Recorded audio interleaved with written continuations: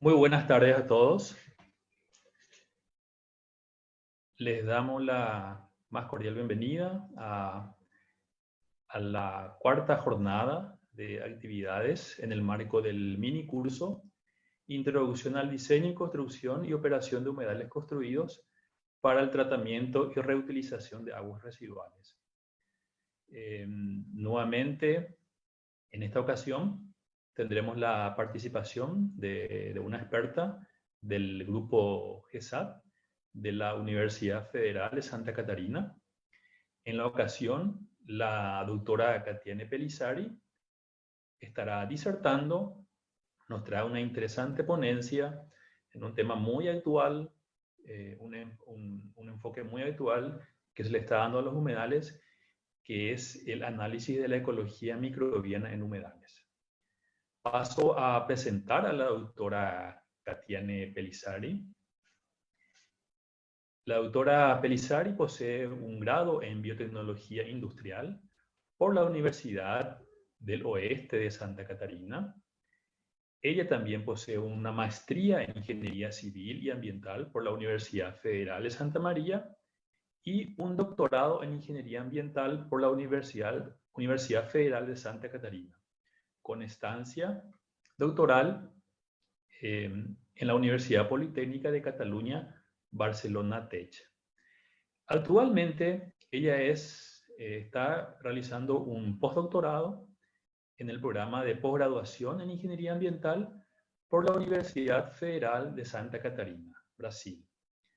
Ella actúa en investigaciones vinculadas al tratamiento biológico de efluentes en sistemas descentralizados, especialmente centrándose en ecotecnología de wetlands construidos, procesos de nitrificación y desnitrificación, microbiología aplicada en énfasis de molecular y ecología de poblaciones microbianas.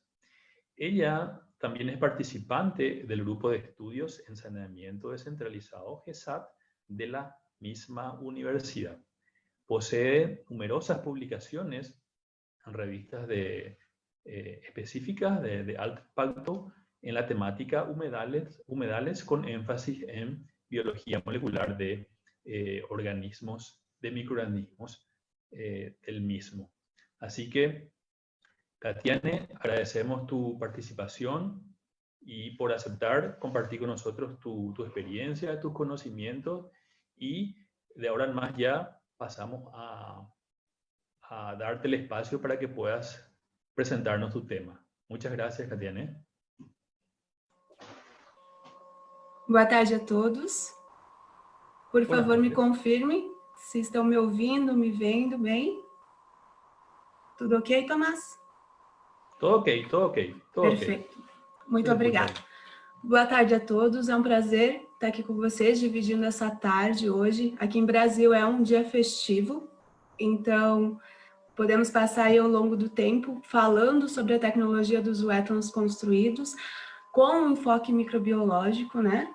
E a minha proposta aqui hoje é trazer ensaios microbiológicos em reatores biotecnológicos, como são os wetlands construídos, mostrar, sim, métodos analíticos para se fazer ensaios microbiológicos. Mas também eu gostaria de ir um pouquinho mais profundo em mostrar por que fazer análise da ecologia microbiana ou fazer ensaios microbiológicos nos wetlands construídos podem ser um caminho interessante para a difusão da tecnologia dos wetlands construídos. Eu vou falar em português hoje, então eu vou tentar falar mais devagar para todo mundo me acompanhar. Bom, como o professor Tomás já comentou, eu faço parte do Grupo de Estudos em Saneamento Descentralizado, o GESAD, coordenado pelo professor Pablo, que também teve um módulo nesse curso, nesse mini curso.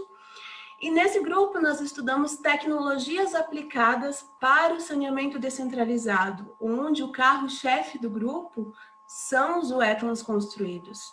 E dentro desses estudos, nos wetlands construídos, nós temos uma sublinha de pesquisa que é a microbiologia. É a análise da comunidade microbiana nos wetlands construídos. E é um pouquinho isso que eu quero trazer para vocês hoje. Uma parte da minha conversa aqui com vocês hoje é mostrar o que o grupo de estudos de saneamento descentralizado vem contribuindo na temática, nos aspectos da ecologia microbiana para o desenvolvimento dos wetlands construídos no mundo, né? Bom, eu estive acompanhando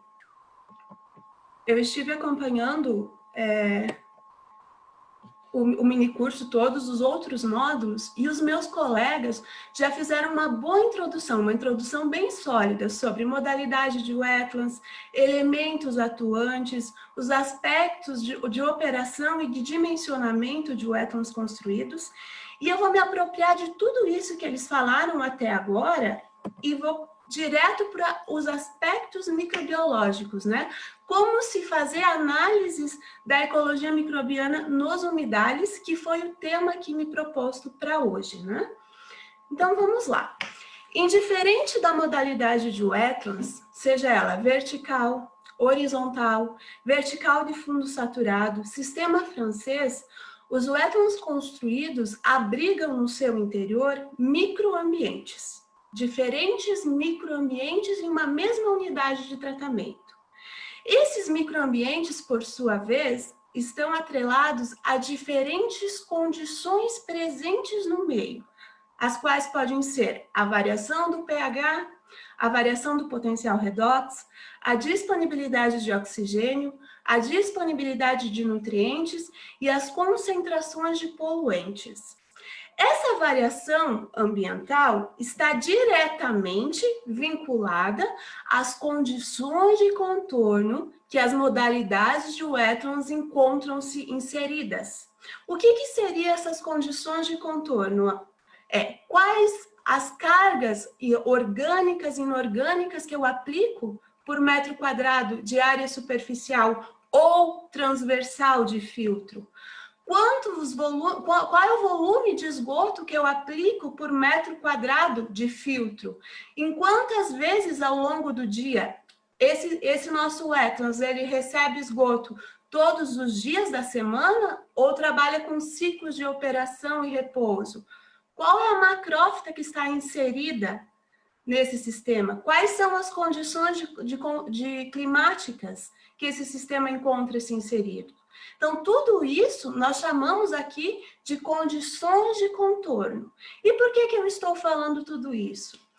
Porque diferentes microambientes, os quais estão atrelados diretamente às condições de contorno em que os wetlands construídos encontram-se inseridos, desencadeia a formação de diferentes populações microbianas no interior do maciço filtrante.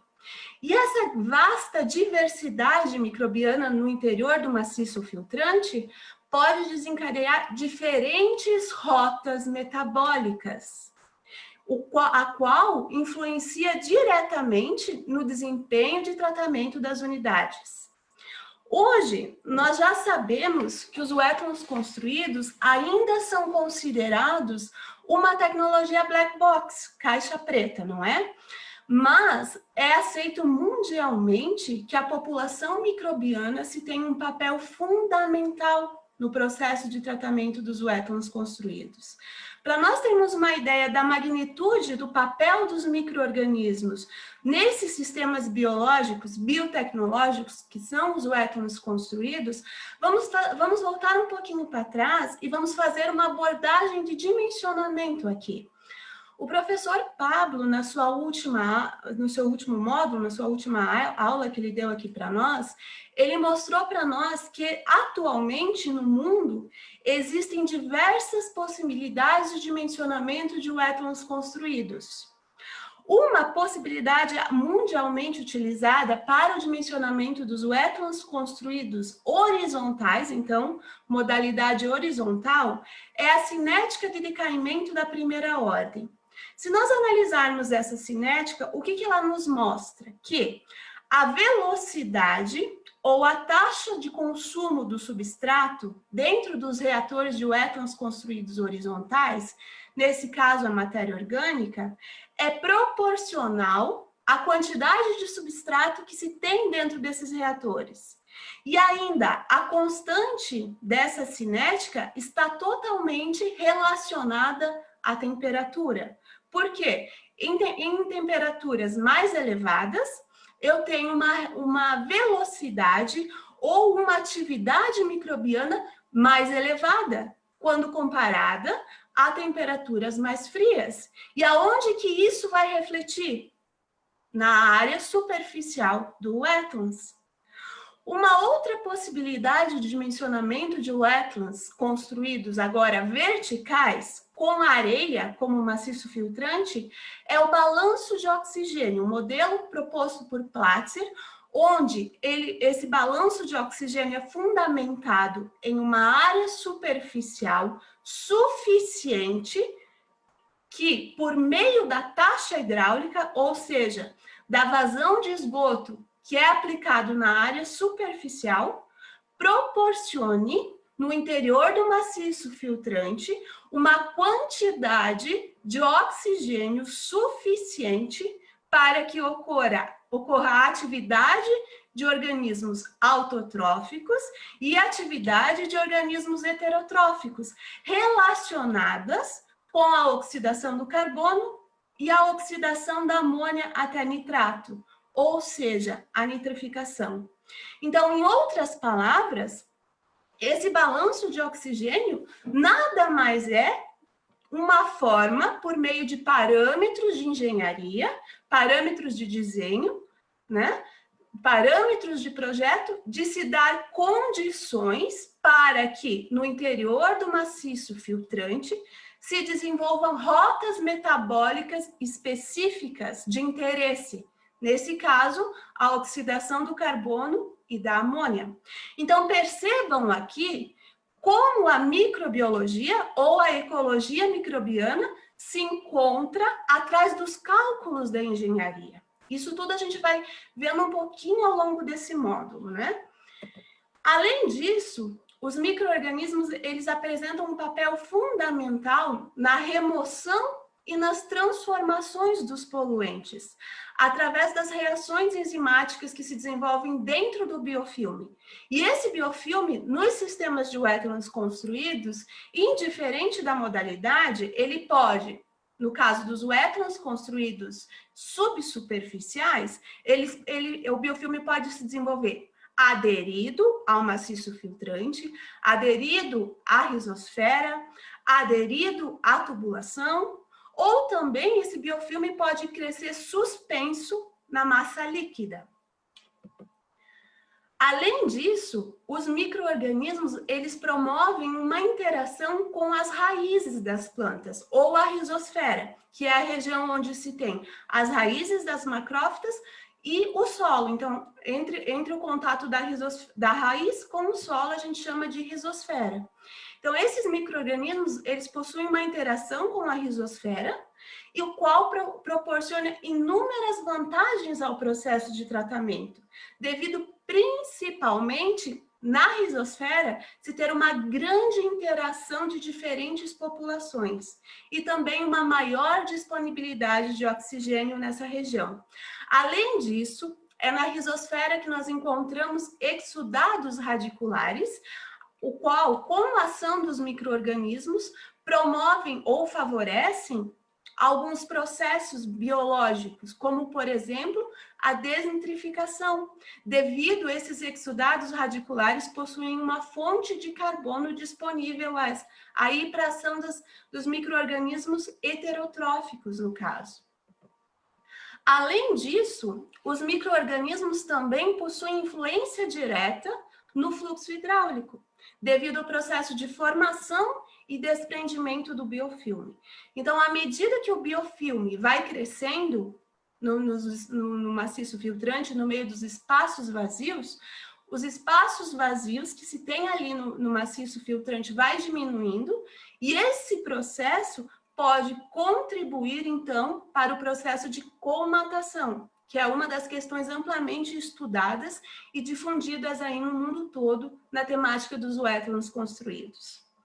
Muito bem, mas a minha proposta aqui hoje é que se nós pensarmos da seguinte maneira, mais do que entender o papel dos micro-organismos nesses sistemas, se nós conseguirmos entender as inter-relações entre populações microbianas que se desenvolvem no interior do biofilme e se entender como se estabelece, como se desenvolve e como se comporta populações microbianas de interesse ao longo das variações climáticas, ao longo da variação espacial dos reatores e ao longo das condições operacionais dos wetlands construídos, nós sim, baseado na ecologia microbiana, podemos colaborar e indicar melhorias dos wetlands construídos no âmbito de como operar esses sistemas, como melhorar os parâmetros de desenho ou projeto,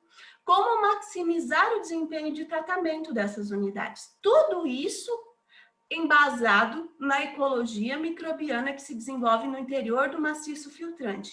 E aí, se nós compreendemos tudo essa inter-relação de populações, nós podemos sim, biólogos, biotecnólogos, junto com os engenheiros, melhorar a tecnologia dos wetlands construídos. E por que eu falo isso? Eu comecei a minha apresentação aqui hoje falando que dentro dos wetlands nós temos microambientes. E esses microambientes, por sua vez, estão atrelados diretamente às condições de contorno que as unidades de tratamento encontram-se inseridos. Aonde que eu quero levar vocês? Diferentes condições operacionais, ou seja, diferentes condições de contorno que os wetlands construídos encontram-se inseridos, desencadeia mudanças populacionais dentro do biofilme.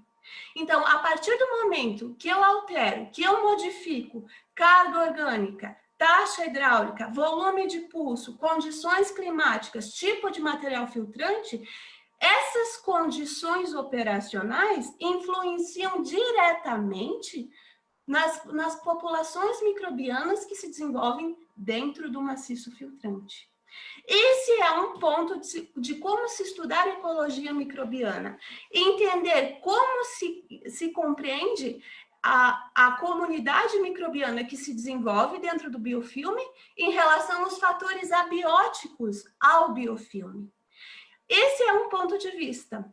O outro ponto de vista dos estudos ecológicos, ecologia microbiana, é entender como se comporta diferentes grupos microbianos dentro do biofilme frente às condições abióticas.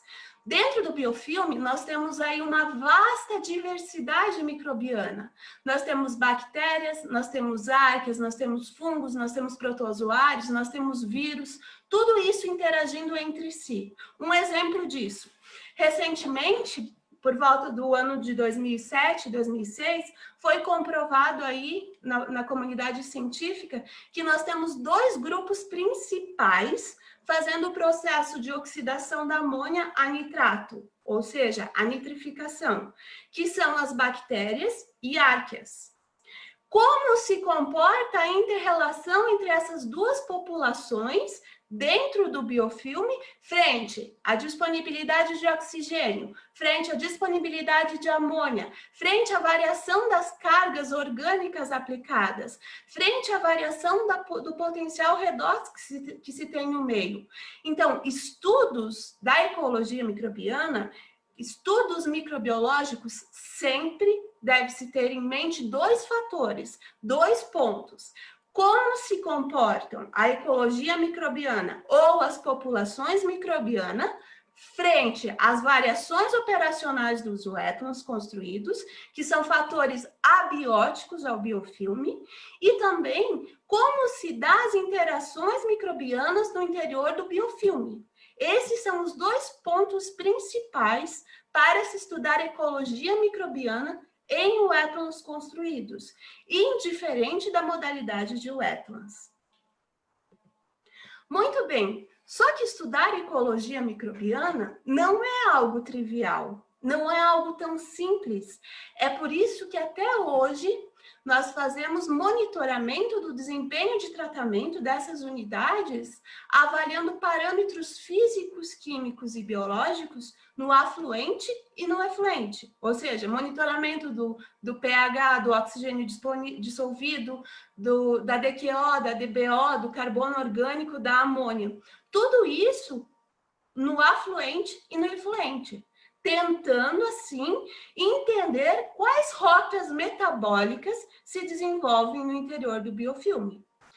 Isso tudo se dá porque quando nós falamos de ecologia microbiana, nós podemos fazer um simples estudo de quantificações de populações, presença ou ausência.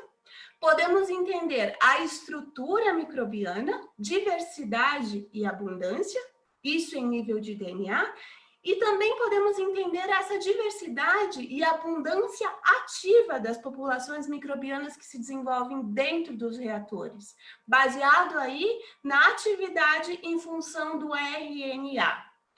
Mas fazer estudos ecológicos ou microbiológicos em wetlands construídos é algo complexo, não é algo trivial. Porque primeiro nós temos que ter em mente a inter-relação entre populações. E posteriormente nós temos que saber como se dá essa inter-relação de populações frente aos meios externos ao biofilme, né? As condições operacionais dos meus wetlands construídos. Eu volto a frisar isso, que é muito importante nos estudos de ecologia microbiana. Mudanças operacionais desencadeiam mudanças populacionais dentro do biofilme. Mudanças nos carregamentos, tanto os orgânicos, inorgânicos, hidráulicos, desencadeiam mudanças populacionais dentro do biofilme. Por isso que é bastante complexo. Um estudo nunca vai ser igual ao outro em função das condições operacionais, em função aí das condições climáticas, em função do tipo de maciço filtrante, do tipo das raízes das plantas, tudo isso interfere em estudos microbiológicos. Então, devido a essa complexidade que é se fazer estudos de populações microbianas, o ideal para se ter um maior sucesso, nós temos que fazer estudos direcionados, com um enfoque, a fim de entender comportamentos específicos, a fim de responder objetivos específicos. Mas então, como é que nós podemos avaliar populações microbianas de interesse? Como é que podemos fazer estudos microbiológicos em wetlands construídos, indiferente da modalidade de wetlands? Hoje, nós sabemos que nós temos as ferramentas disponíveis de biologia molecular, mas os estudos de ecologia microbiana começou-se nos wetlands construídos a partir dos anos de 2000. E nesses anos, os estudos microbiológicos eram feitos por meio de duas técnicas, a microscopia e as técnicas de plaqueamento ou as técnicas conhecidas também como técnicas de isolamento.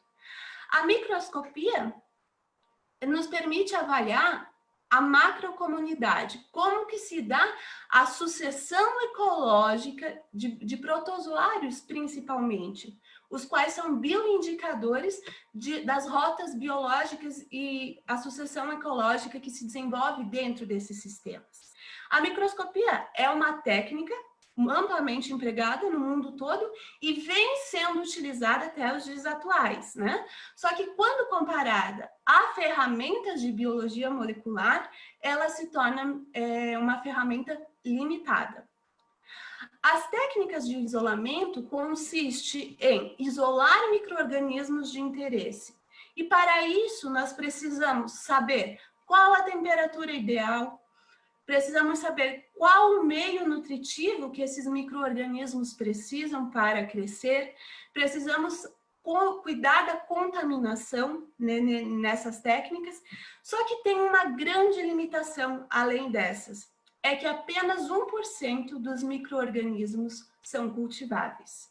Então, isso nos limita muito estudar ecologia microbiana ou populações que se desenvolvem dentro desses reatores com técnicas de isolamento.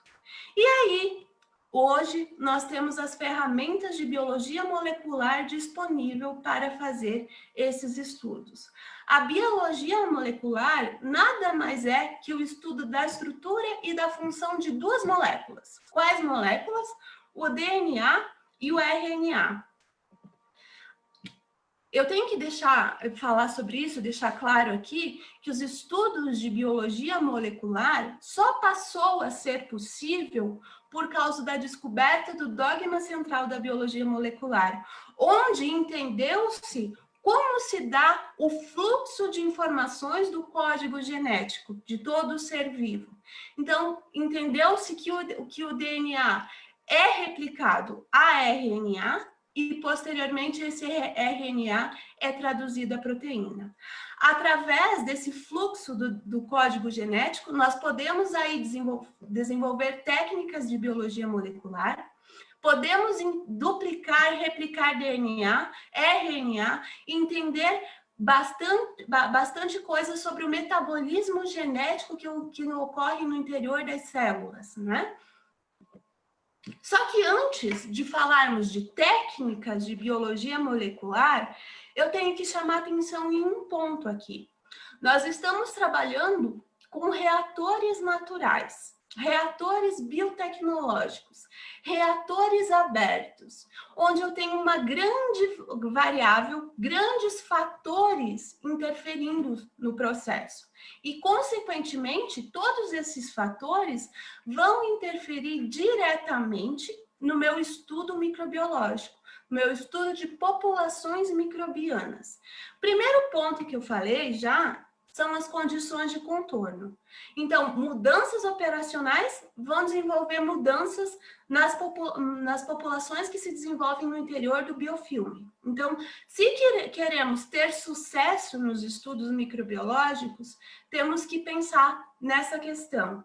Como é que se dá a operação dos meus sistemas de wetlands construídos? Como que se dá o carregamento orgânico e inorgânico? Como que se dá a forma de alimentação? É constante, não é constante? É variável? Muda a cada dia, muda a cada mês, muda a cada semana? Porque tudo isso interfere no interior do biofilme.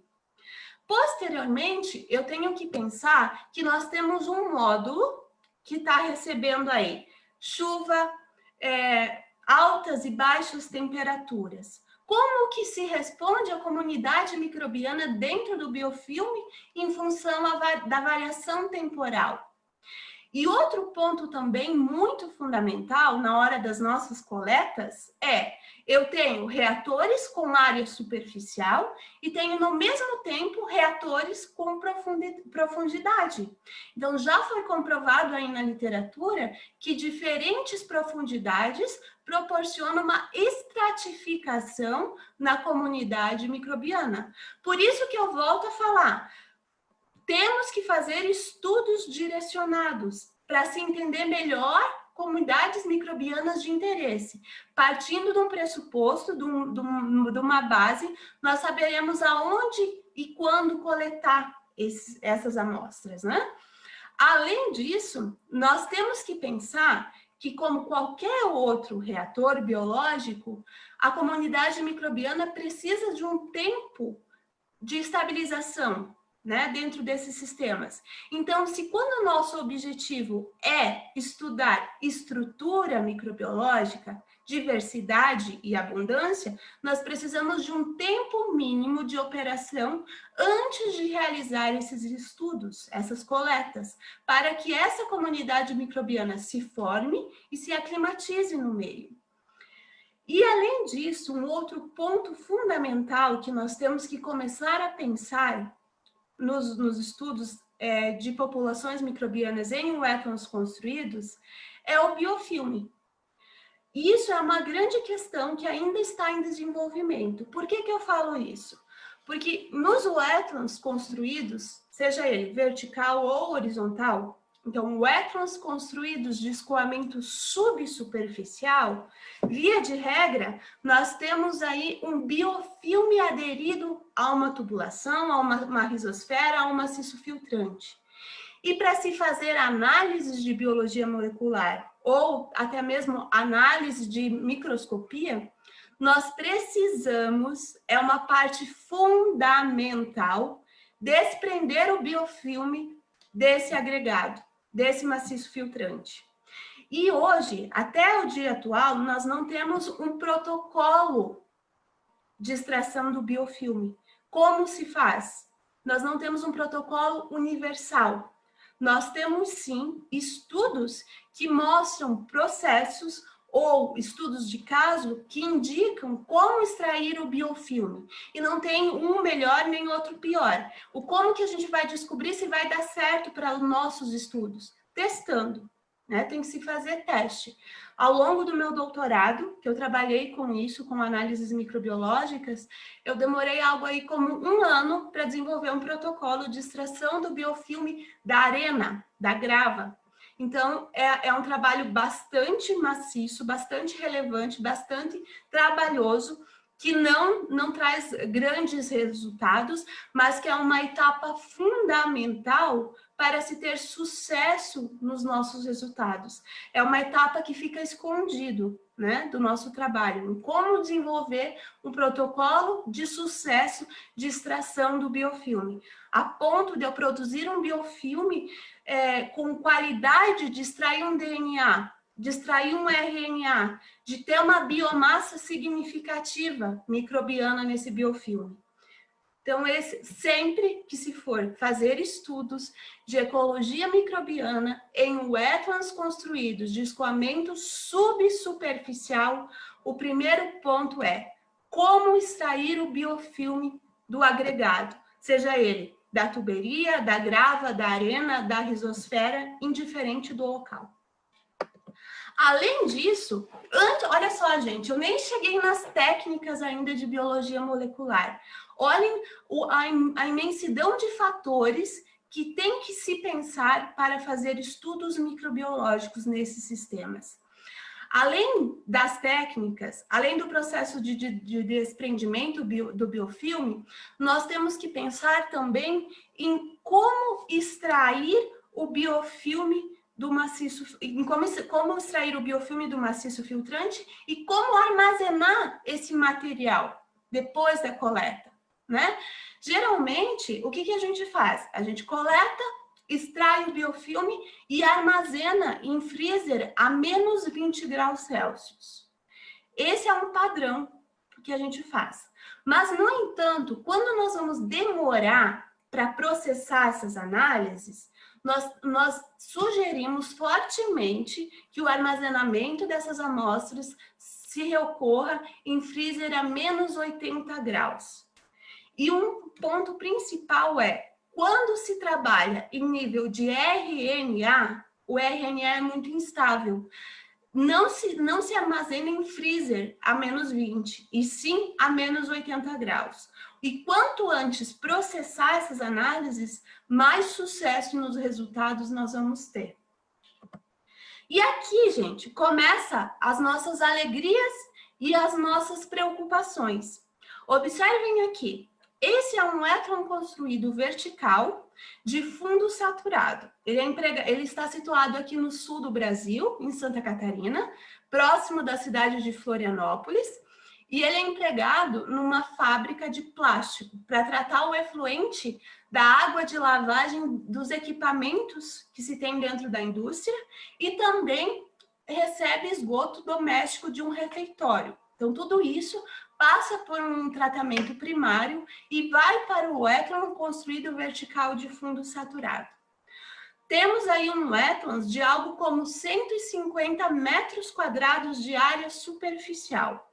E ainda, essa área superficial, ela é dividida em quadrantes, em 4 quadrantes. Então, 2 quadrantes recebem alimentação por 30 dias, enquanto que os outros 2 estão em repouso, e posteriormente os outros 2 quadrantes, a cada 30 dias, passam a receber aí a alimentação. Como que vamos fazer coleta num sistema desses? 150 metros aproximados de área superficial. E ainda, nós vimos aqui que os wetlands construídos verticais de fundos saturados, eles têm uma camada insaturada na superfície. Então, essa camada insaturada produz uma condição ambiental, enquanto que no fundo nós temos uma camada saturada com o próprio efluente, o que me gera outras condições ambientais no maciço filtrante. Então, como vamos coletar num sistema desses? Levando em consideração o modo de alimentação e que eu tenho aí duas profundidades distintas para serem amostrados nesse sistema. Além disso, nós temos aí influência direta da temperatura. Por isso que temos que fazer estudos para responder objetivos específicos. Em função do seu objetivo, em função da resposta que você precisa dar, você faz a tua coleta do maciço filtrante, ou do afluente, ou do efluente. Tá certo, temos aí um sistema de 150 metros quadrados de área superficial para coletar. É uma questão a se pensar. Por outro lado, os nossos sistemas de bancada, lá dentro dos nossos laboratórios, que tem uma pequena área superficial, também é um problema na hora de fazer uma coleta. Porque áreas superficiais pequenas, se nós entrarmos para fazer uma coleta aí de algo como 20 gramas de maciço filtrante, vai interferir diretamente no sistema, né? Então, esse é outro ponto que temos que pensar antes mesmo da concepção do sistema. E aqui a gente já vê muitos estudos que na hora da montagem dos sistemas, na hora da construção, já colocam amostradores dentro do sistema, para que a partir do momento que se ache necessário, faça-se a coleta do maciço filtrante. Isso é muito relevante na hora de se ter resultados com sucesso. Como amostrar os nossos sistemas? Em que profundidade devo coletar? Em que hora do dia, antes da alimentação ou depois da alimentação? Em sistemas de pequena escala, como que eu faço a coleta? Né? Numa área superficial pequena, se eu vou agredir muito ou não o sistema. Tudo isso nós temos que levar em consideração. E as macrófitas? Qual é o estágio de desenvolvimento das macrófitas? Nós sabemos aí que após a poda, nós temos uma alta atividade biológica aí no desenvolvimento do tecido vegetal. E isso, consequentemente, vai influenciar nos exudados radiculares, que influencia também na comunidade microbiana que se desenvolve ali dentro. Então, observem a quantidade de fatores que nós temos que colocar no papel antes de se fazer um estudo microbiológico. Observem até aqui que eu nem falei de técnica até agora.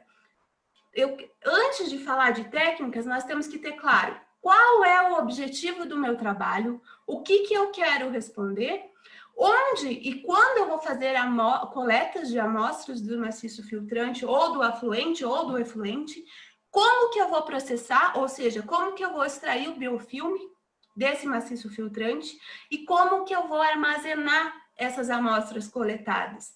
Lembrando que, para o armazenamento dessas amostras, deve ser feito único e exclusivamente em freezer situados para amostras de biologia molecular, né? Não se pode colocar essas amostras em um freezer que se tem ali amostras de efluente, porque pode ocorrer contaminação. E agora sim, vamos falar em qual técnica eu devo empregar para responder qual objetivo. Gente, hoje nós não temos limitação metodológicas de técnicas de biologia molecular. Cada dia se surgem novas técnicas que a gente entende mais e mais e mais da comunidade microbiana que se desenvolve lá dentro. Hoje, nós temos a possibilidade, com as ferramentas de biologia molecular, de entender comunidades microbianas em nível de atividade, em nível de funcionalidade, em nível de estrutura e de enumeração. Observem que essas técnicas podem ser empregadas tanto em nível de DNA quanto em nível de RNA, não é? Hoje em dia, o que nós viemos fazendo? Fazendo estudos multifásicos, que é a combinação de várias técnicas. Assim, nós conseguimos compreender melhor, como se desenvolve a comunidade microbiana lá dentro, como que é a estrutura e como que é a dinâmica das populações microbianas que se desenvolvem lá dentro. Então, não se tem limitações metodológicas, limitações analíticas sobre técnicas e ferramentas de biologia molecular.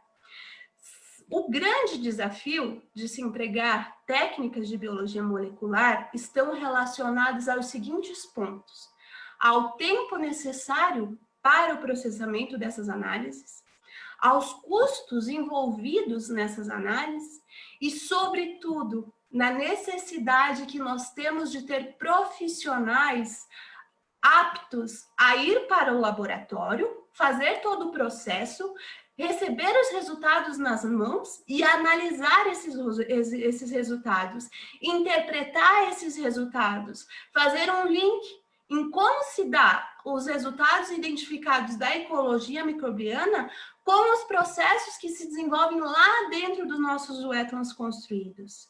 Existe uma necessidade muito grande de biólogos, biotecnólogos e áreas afins em manipular, em identificar, em analisar os resultados das ferramentas de biologia molecular.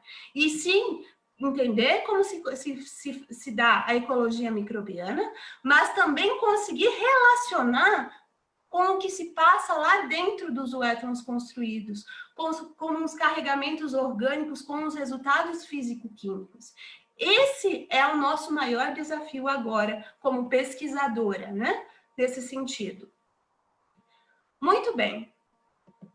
Em relação às possibilidades metodológicas, em nível de para se fazer estudos de populações microbianas ou estudos microbiológicos que se dá tanto no maciço filtrante ou no afluente ou no efluente, no caso das frações líquidas dos zoétons construídos, uma das possibilidades que nós temos em mãos é estudar a atividade dos micro-organismos, ou seja, quem está ativo na amostra, quem está fazendo o que dentro desses sistemas.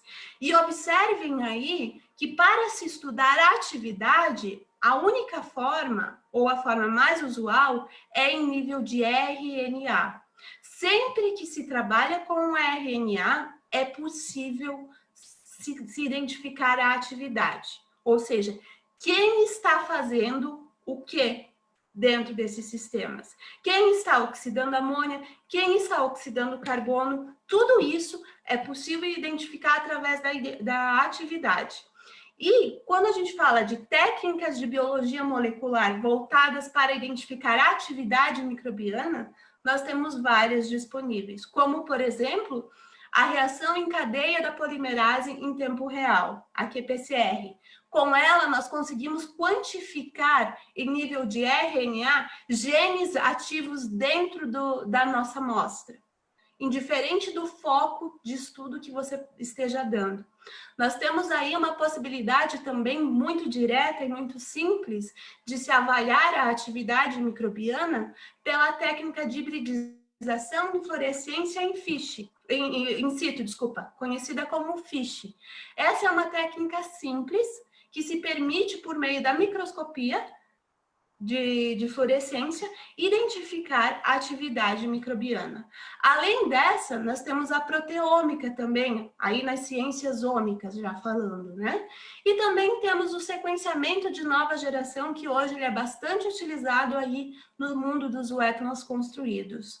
Com o sequenciamento de nova geração, nós podemos fazer esse sequenciamento em nível de RNA e identificar a atividade e a abundância ativa presente na minha amostra de diferentes micro-organismos. Agora, quando eu busco entender um perfil funcional da minha amostra, ou seja, uma potencial atividade.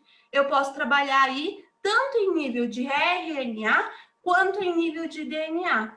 E aí a gente vai identificar quais micro-organismos estão atuando, estão presentes na minha amostra, desculpa, e em que abundância esses micro-organismos estão presentes na nossa amostra.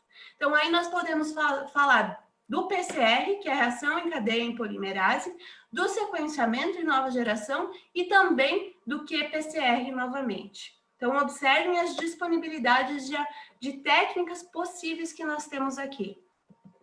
Além disso, nós temos a possibilidade de estudar a estrutura microbiana. E quando eu falo estrutura, presença ou ausência, eu sempre falo em nível de DNA. Então, com isso, nós conseguimos identificar a abundância e a diversidade. Mas perceba, eu não falei em atividade.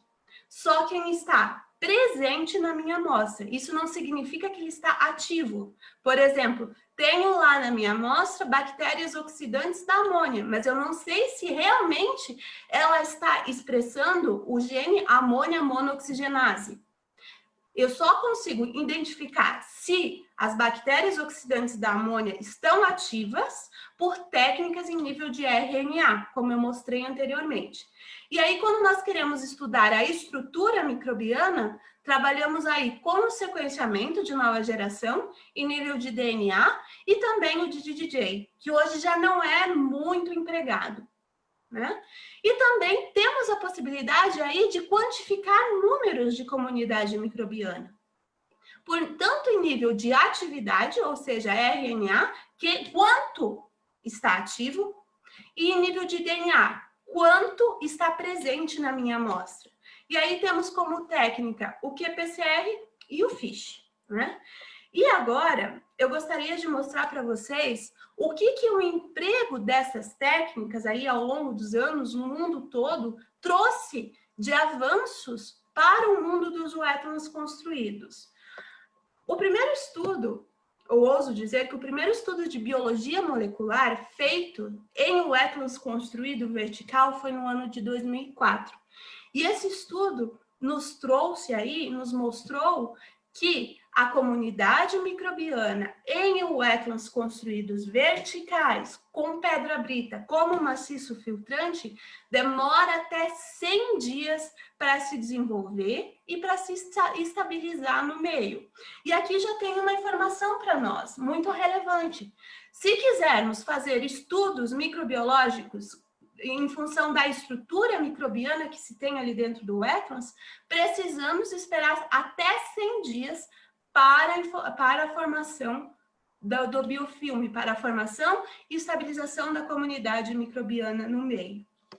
Posteriormente, em 2007, nós tivemos um outro estudo onde deu-se um novo marco aí nos wetlands construídos, que foi descoberto a presença de anamox em wetlands construídos verticais de fundo saturado. O que isso quer nos dizer? Que não precisa mais de oxigênio para oxidar amônia, não precisa mais de reatores aeróbios. A oxidação da amônia em wetlands construídos verticais de fundo saturado pode se dar na ausência de oxigênio. Foi isso que esse estudo nos mostrou, né? Além disso, também é importante dizer que se desenvolveu também no ano de 2007 a primeira tese no mundo relacionada à ecologia microbiana, a estudos de populações microbianas. Se deu na Alemanha, por meio da senhora Alexandra Tietze. Além disso, em 2009, foi mostrado que é nos primeiros 10 centímetros do maciço filtrante em wetlands construídos verticais que encontra-se a maior atividade bacteriana. Isso aqui já nos mostra uma informação de engenharia. Qual é a profundidade ideal de um wetlands construídos, baseado na atividade microbiana? Então, isso aqui já vai dando respaldo para a engenharia. Em 2015, recentemente, foi feito um estudo que mostrou a funcionalidade da comunidade microbiana em diferentes modalidades de wetlands construídos. Isso quer dizer que este estudo mostrou todas as possibilidades de rotas metabólicas que se desenvolviam dentro desses sistemas avaliados. Posteriormente, em 2017, foi identificado que existe em wetlands construídos verticais a atividade tanto de bactérias quanto de arqueas oxidantes da amônia. E esse também foi um marco, porque mostrou que existem dois tipos de micro-organismos, duas populações distintas fazendo a oxidação da amônia. Além disso, em 2020, também foi mostrado elaborado um estudo onde mostrou quais são as bactérias envolvidas na degradação de fármacos, de antibióticos, né?